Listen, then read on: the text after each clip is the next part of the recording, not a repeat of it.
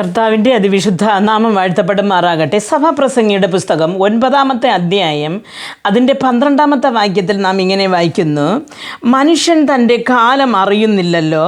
വല്ലാത്ത വലയിൽ പിടിപെടുന്ന മത്സ്യങ്ങളെപ്പോലെയും കെണിയിൽ അകപ്പെടുന്ന പക്ഷികളെപ്പോലെയും മനുഷ്യർ പെട്ടെന്ന് വന്ന് കൂടുന്ന ദുഷ്കാലത്തെ കെണിയിൽ കുടുങ്ങിപ്പോകുന്നു എന്ന് പറയുന്നു. അപ്പോൾ ദുഷ്കാല കെണിയിൽ മനുഷ്യൻ കുടുങ്ങിപ്പോകുന്നു എന്ന് വചനം പറയുന്നു. പ്രിയമായ ദൈവപൈതലെ, തൻ്റെ കാലം അറിയാതെ ഓടുന്ന ഒരു മനുഷ്യൻ്റെ ജീവിതം എന്ന് പറയുന്നത്, സഭാപ്രസംഗി ഇവിടെ പറയുന്നതെന്ന് പറഞ്ഞാൽ, ഒന്നും അറിയാതെ ഈ ജലത്തിൽ കിടന്ന് കടലിൽ അല്ലെങ്കിൽ മത്സ്യങ്ങൾ നീന്തുമ്പോൾ തനിക്ക് ഇഷ്ടമുള്ള സ്ഥലങ്ങളിൽ നീന്തിച്ച് നടന്നിട്ട് മീൻ പിടിക്കുന്നവർ ഇടുന്ന വല കാണാതെ അതിൽ ചെന്ന് അകപ്പെട്ട് കംപ്ലീറ്റ് നശിച്ചു പോകുന്നത് പോലെയും, അതേപോലെ ആകാശത്തിൽ തനിക്ക് ഇഷ്ടമുള്ളിടത്തിൽ പറന്ന് നടക്കുന്ന ഒരു പക്ഷി തനിക്ക് വേടൻ വച്ചിരിക്കുന്ന ആ ഒരു കെണിയെ കാണാതെ ചെന്ന് ആ ഒരു കെണിയിൽ വീഴുന്നിട്ട് കൂട്ടത്തോടെ അവർ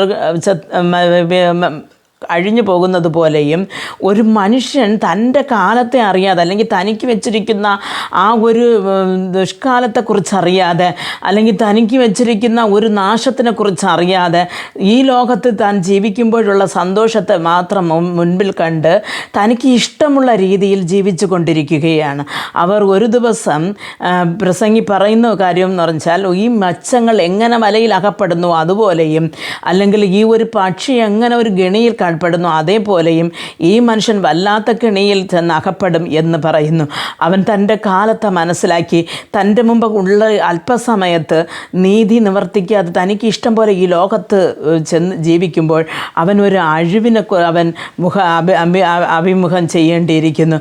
ഇല്ല, തന്നെത്താനെ തൻ്റെ ജീവിതം ഇങ്ങനെ ഇരുന്നാൽ ശരിയാവത്തില്ലെന്ന് ഒരു മാനസാന്തരത്തിലേക്ക് വന്ന് ഒരു മാനസാന്തരത്തേക്ക് ഏറ്റ ഫലം കായ്ച്ച് ഈ ലോകത്തിൽ അങ്ങനെ ദൈവത്തിന് വേണ്ടി ജീവിച്ച് മറയുന്ന ഒരു മനുഷ്യൻ ആ കെണിയിൽ നിന്ന് രക്ഷപ്പെട്ട് സ്വർഗരാജ്യത്തിലേക്ക് പോവുകയും ചെയ്യുന്നു, അല്ലെങ്കിൽ ഒരു സ്വസ്ഥതയിലേക്ക് പോവുകയും ചെയ്യുന്നു. പ്രിയ ദൈവ പൈതലെ, നാമും നിങ്ങളും എങ്ങനെയാണ് ജീവിക്കുന്നതെന്ന് നാം മനസ്സിലാക്കണം. ഈ ദുഷ്കാലം അടുത്തുകൊണ്ടിരിക്കുമ്പോൾ നമ്മുടെ ജീവിതം ഒന്നുകൂടെ ക്രമീകരിക്കുവാനും മാനസാന്തരപ്പെടുവാനും ക്രിസ്തുവിൽ തന്നെ നമ്മെ സമർപ്പിച്ച് മുമ്പോട്ട് പോകുവാനും ദൈവം നമുക്ക് ഓരോരുത്തർക്കും കൃപ നൽകട്ടെ. പ്രാർത്ഥിക്കാം.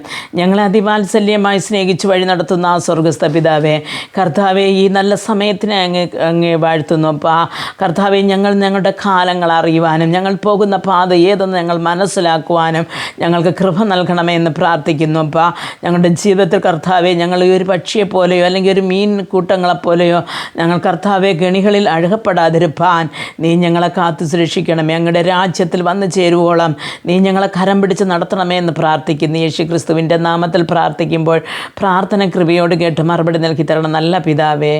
ആമേൻ.